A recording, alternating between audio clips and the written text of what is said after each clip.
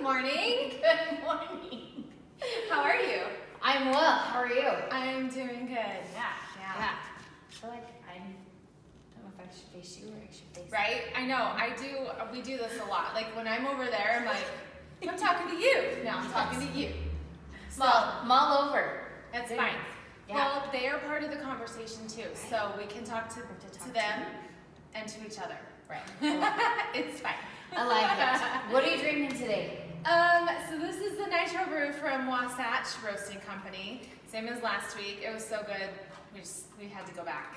Well, I didn't have Wasatch, and so I had a little coffee envy going on. So I wanted to try the nitro brew. So I did the nitro brew as well. I did add some half and half. A little too much because I just like a tad, but How is it? So what are your good. thoughts? Yeah. Good coffee, right? It's really smooth. It doesn't have a sharp, bitter bite to it, so Yeah. I really like it. You should try it without cream next time, because I am a cream girl. But like nitros, and cold brews, I usually drink them. Yeah, cold brew I don't ever put cream in. Yeah, it's a lot like that. So I should. Yeah. I probably should. I bet it's great with cream too. It's a little too creamy today, but that's alright. Still tastes good. Yeah. Yeah. How was your Speaking week? of, do you ever get judged for being a cream girl? Like for liking cream? Oh. Your coffee. I'm like a what? That came out weird. Sorry. No. There's like coffee purists out there that are like, if you don't drink it black, then you're not a real coffee drinker. Yeah. And I'm like, sorry. I wonder if you can see my butt. Well, then they get a little Peep show today. I never wear dresses, so I like don't know how to act in them. This is probably better. I feel like that's sorry if you just It is what it is. saw more right? than you wanted to. It's all good. It's all good. We're body positive. We are! So we can Look show at that that booty. That was not my booty, that was my thigh. That hurt. It had a good smack. A good slap sound. Oh, it did. We're very professional and mature. Depends on the day. Right?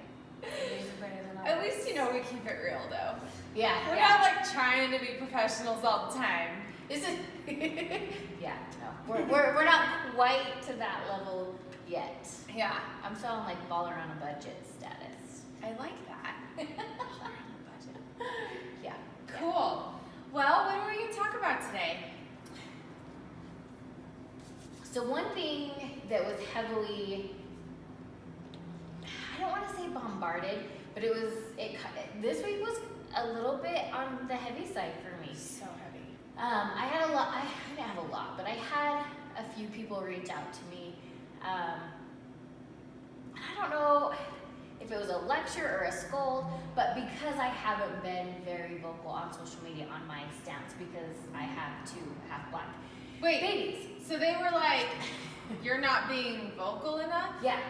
They kind of came at me, and I felt like they were coming from a place where, like, it wasn't mean, but at the same time, I felt like Singled out, maybe? I don't have to voice what I'm doing on social media, and this is you don't even have to voice it if you don't want to. Yeah, and this is something that is super, super close to my heart. One, because it's the hardest lesson I've had to learn and not experience. Because if you come at my babies, I will come for you. There's no question, right? Yeah. And when they show the video and George Floyd is calling for his mom, like that was a call for moms, right? That I don't care what color you are, that struck a chord for anybody who has been any type of parent, puppy parent, pet parent, human parent, whatever, right? Yeah. That hits to the core. But with my babies having to walk that path, but me not having to walk that path, it is so challenging. And so I've had people just be like, well, what are you doing? Like, how are you teaching your kid? Just different things. And I just feel like, you know what? How I teach my kids, that's me my babies. Like that doesn't concern you. And you know, I did post the black square because I felt like that. Like I liked the meaning behind it of just the community coming together. Yeah. And I know there were a whole bunch of theories on it, and well, don't do it, and do and don't and don't and this, and I was just like, you know what? For me, it was just showing people that we were coming together. Yeah. Right? Yeah. That's it. I'm not reading any deeper into it. It was very, this is what it is. This is why I did it. But then when the comments came of like, you should be more vocal about it. You don't know what I'm doing behind the scenes. You know, I'm not one to just come in guns a-blazing and just start running my mouth. Well, so, you know, in a past life, yes, that was very much. Now, I'm going to strategize. You know, I'm going to create a plan before I just go in and go off and go crazy. So don't come at me because I don't do things the way you feel I should do them about I just feel like there's so much wrong with that situation. Like, I struggled with it this week. It was really a challenge. I've had a lot of conversations this week about how I'm ready to give homesteading a try. And like, I know that that's terrible, but so my husband is very cynical by nature. Yeah. I am very much not. I am the opposite. I love people. People are good. When we're faced with tough decisions, we'll usually do the right thing. Right. And I hate the last few months because it's been hard. I've noticed my perspective is shifting. Yeah. And I'm just kind of over it. It's been so heavy. Yeah. Everything has just been so heavy, and I just show me freaking cat meme. Like I never thought that I would say I miss going through social media. I miss the cat meme. You know, it's hard. And then I made a comment about how I hated that they were rioting and looting, you know, small businesses and the comment was, well, it's just a building. When it's your business, when it's your small business and you have put your heart and your soul, your blood, sweat, and tears into that business, it's not just a building. It's just not. They're not just products. It's You not. put And so much into that. It's so much more. That's your livelihood. That's how you feed your family. Yeah. So no, it's not just a building. Yeah. And not to say that it's more important than a human dying or whatever, but it's not just a building either. Yeah. It's so much more than that. There's so much to that. Like, I feel like there's so many layers in what is happening. Like, yeah, if you want to take the simplistic view and look at it as, okay, people are protesting. I think we all agree people have the right to protest. Absolutely. That is how shit gets done in our country. Yes, absolutely. So, raising awareness, right? That is totally fine. And then you can take it to the next level where, okay, well, how does the protesting turn violent? Right. Are people just that angry that they want to destroy property? I don't think so. Yeah. I personally feel that there are insiders. They have a separate agenda. Yes. Not insiders, inciters. Who, Good thing you I mean, clarified I guess they that. could be insiders too. Yeah. But I believe that there are people out there instigating the violence. They just want to create the chaos. Yes. They just want to further. Did you? And I don't know if this is true or not, but apparently when there is a protest scheduled, some groups will go around and place strategically did hear little that. bricks Yeah, I saw that. as bait. Yeah. And I did see that. But I'm with you though. I feel like, right. What is that? Yeah, it's just there's so much hate and there's so much. I think that I kind of broke it down pretty simply in my own studies over the past week where, and I think we talked about this, where the only racism that we're ever taught is hating somebody because of the color of their skin and saying horrible things and doing horrible things to these people. Yeah. So when you come to the white people of America, me included,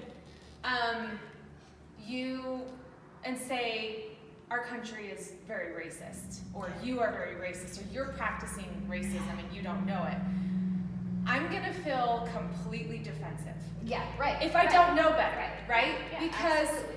you're telling me that I'm a horrible person who Yeah. judges people based on the color of their skin, Yeah.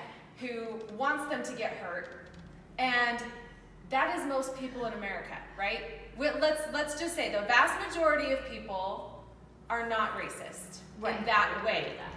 It's important to clarify in that way, because white people, listen up, we benefit from systemic racism every single day. Our lives are easier because we're white, and that is the racism that is prevalent and that we need to educate ourselves about, because that is the reason that these riots are happening. Right. The violence and the cop killing George Floyd is an attention grabber, because yeah, that's horrible and it needs to be remedied, but it's so much deeper than that. And I think that's the part that people are missing. Right. Is, well, I'm not like that. I wouldn't kill someone. And it's like, but you don't understand. Like,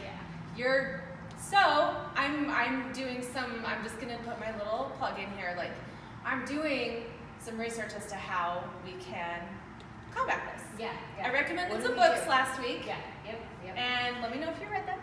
Yeah. There's several different so organizations you can donate to. Yes. There's 5 of them that I know of that I've been doing some research and things on, and we can post that on our Instagram page. Yeah. So that you can see that, because at this point, it's so much more than posting a black square or saying I stand with you. You know, we need or to, a random Martin Luther King Jr. quote. Yeah. You know, but it's all good. it's always All PR is good PR. So I'm not. Yeah. It's been past this point for a really long time, and it's kind of sad that it's taken so long for more eyes to be opened. You know, mine included. You know, growing up, you know, we had neighbors that were black, and my brothers had best friends that you know were black, and being Okinawan, we had a lot of that, you know. So, but even with all of that, until I actually had a child who was dark complected, half black, half white, and you know, my daughter is very, you know, she's pretty dark complected for only being half. My son, on the other hand, is very light complected for only being half. Dude, it would blow your mind at the comments that are made to children. These are children. And the stupid comments that people make would blow your mind. And until I had those babies, I didn't understand, you know, and being in relationships with black men is an eye opener too. I mean, there are multiple experiences that we've had.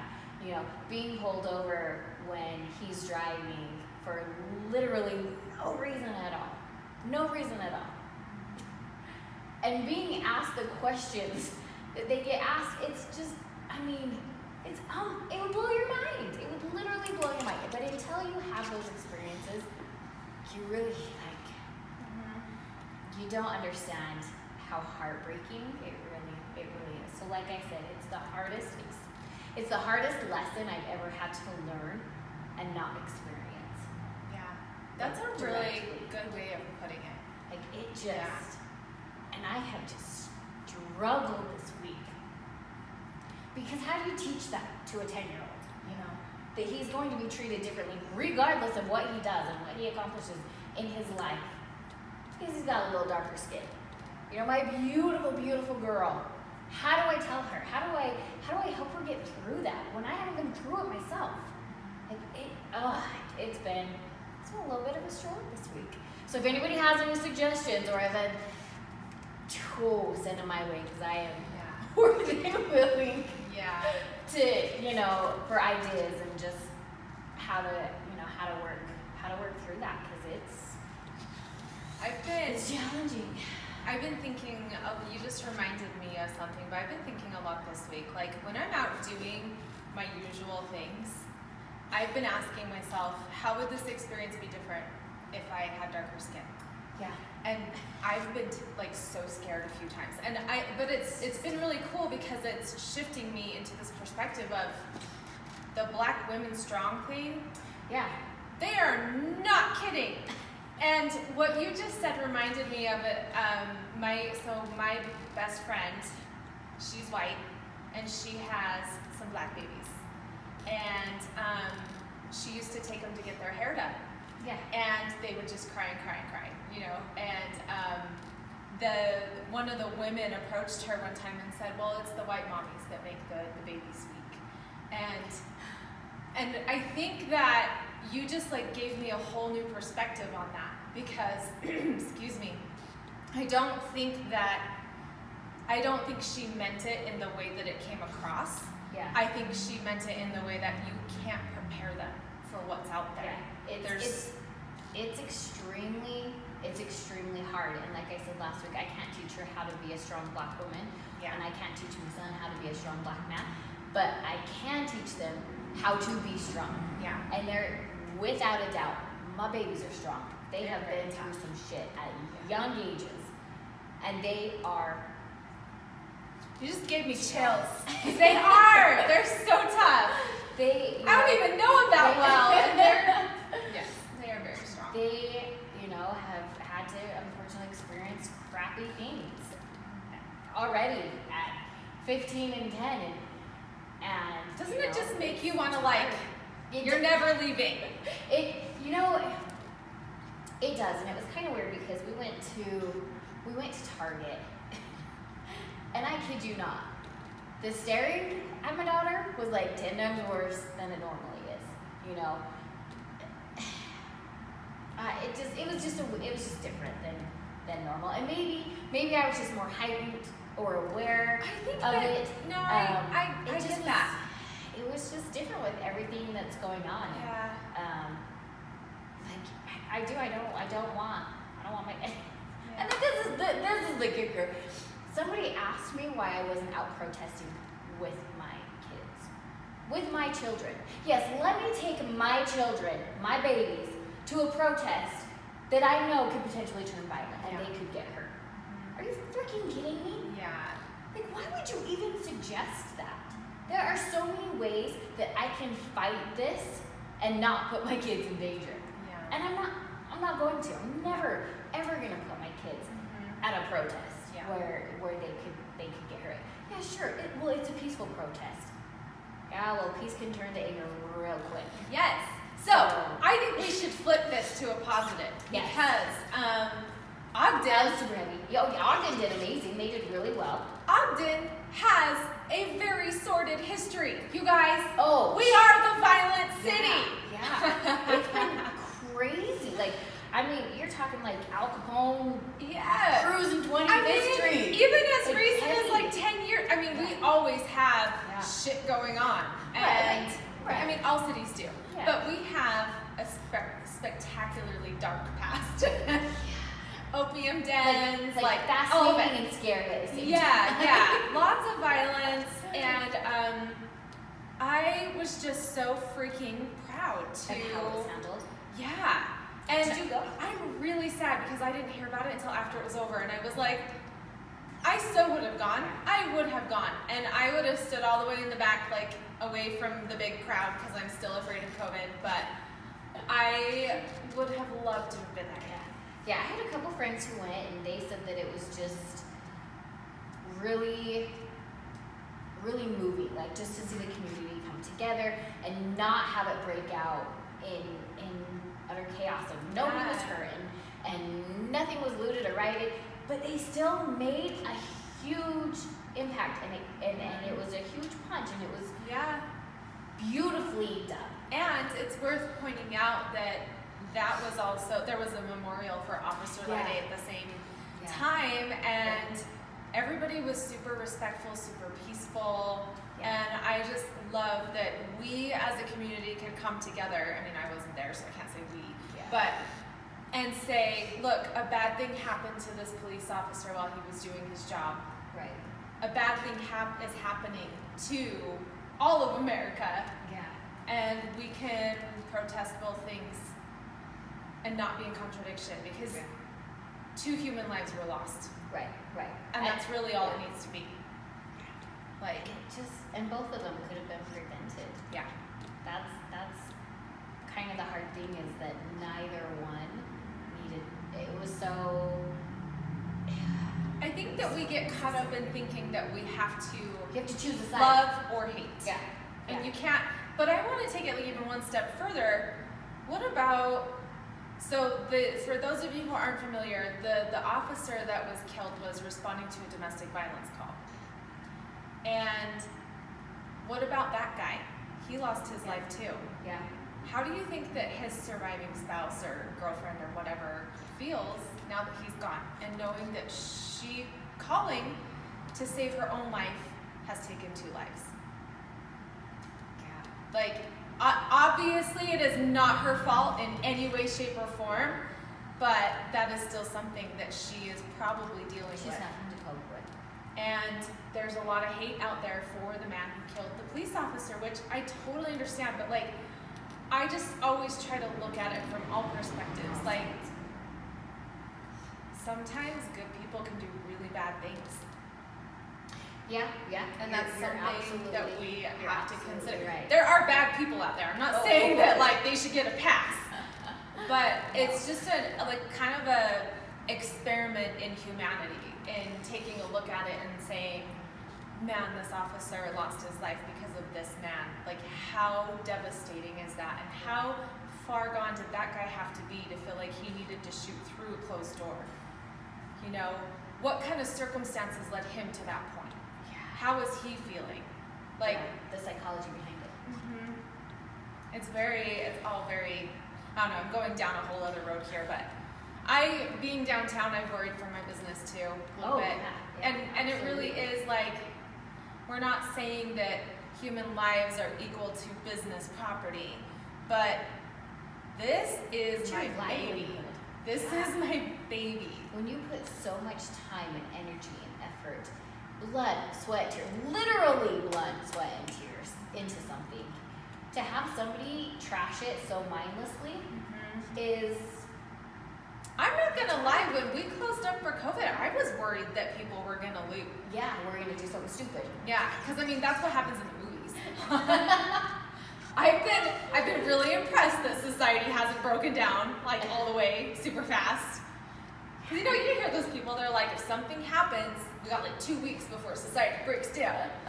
And like, we are so resilient, and I just want to applaud that. Like, humans are effing cool, because we're just like, we can just take a whole shitstorm after another, and we're like, it's cool, what else you got, 2020, bring it on.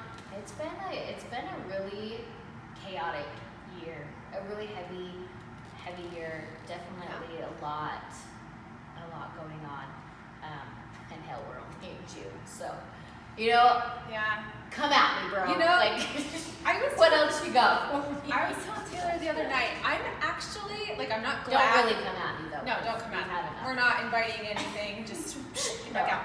No. But I was telling Taylor the other night that while I'm not glad that any of this is happening, I am glad that the rest of the world has joined me in my misery, because this has been my life for the past 2 years. And so I'm like, it's nice to know that I'm not alone. Yeah. That everything kind of sucks right now. And we're having to figure out how to wade through that. So I just want to say, like, I know shit's been heavy. This is for you. And I know that, like, it seems like there's no end in sight. And there might not be for a while.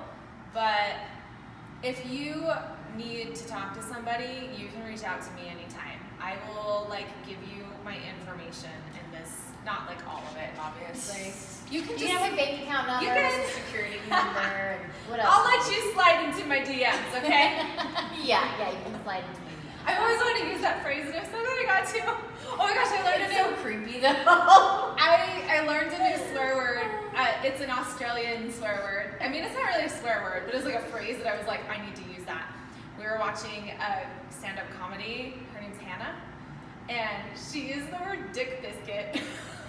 Tell me that's just not fun.